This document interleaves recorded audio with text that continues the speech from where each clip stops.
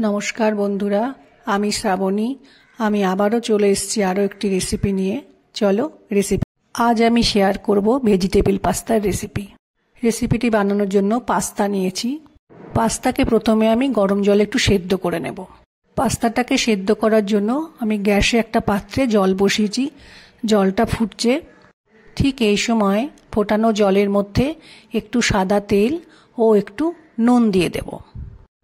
এরপর আমি এই জলের মধ্যে পাস্তাটা দিয়ে দিয়েছি। পাস্তাটা আবার ভালো করে একটা চামচের সাহায্যে মিশিয়ে দেব। পাস্তা জলের মধ্যে খুব সুন্দরভাবে ফুটছে। এবার এটাই কিছুটা সময় সেদ্ধ হতে দিতে হবে। পাস্তাটা সেদ্ধ হয়ে গেছে। এবার আমি জল থেকে পাস্তাটা তুলে নিয়েছি।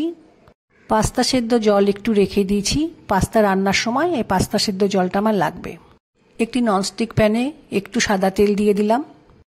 তেলটা গরম হয়ে গেছে। একটু রসুন কুচি দিয়ে একটু ভেজে নেব। রসুনটা ভাজা হয়ে গেলে এর মধ্যে একটু পেঁয়াজ কেটে রেখেছি। পেঁয়াজটা দিয়ে কিছুটা সময় ভাজতে হবে। পেঁয়াজ একটু ভাজা হয়ে গেলেই কেটে রাখা গাজরের টুকরো এর মধ্যে একটু দিয়ে ভেজে নেব। গাজর একটু ভাজা হয়ে গেলেই একটু টমেটো কেটে রেখেছিলাম। টমেটোটা দিয়ে একটু রান্না করে নিতে হবে। টমেটো কুচি দিয়ে কিছুটা সময় রান্নাটা করে নেওয়ার পর এর মধ্যে একটু নুন দেব ও একটু লঙ্কা গুঁড়ো দেব।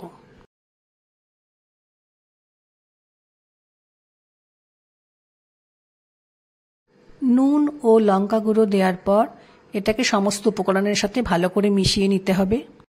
এরপর ক্যাপসিকাম দিয়ে কিছুটা সময় রান্না করে নিতে হবে। এরপর একটু গোলমরিচ গুঁড়ো দিয়ে রান্নাটার সাথে আমি ভালো করে মিশিয়ে নেব।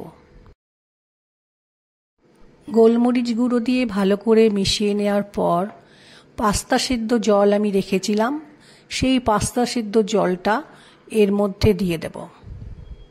পাস্তা সেদ্ধ জলটা দিয়ে মিশিয়ে নেওয়ার পর ফুটে উঠলেই আমি এর মধ্যে একটু টমেটো সস দিয়ে মিশিয়ে নেব। এরপর এর মধ্যে সেদ্ধ পাস্তাটা দিয়ে একটু মিশিয়ে নিতে হবে।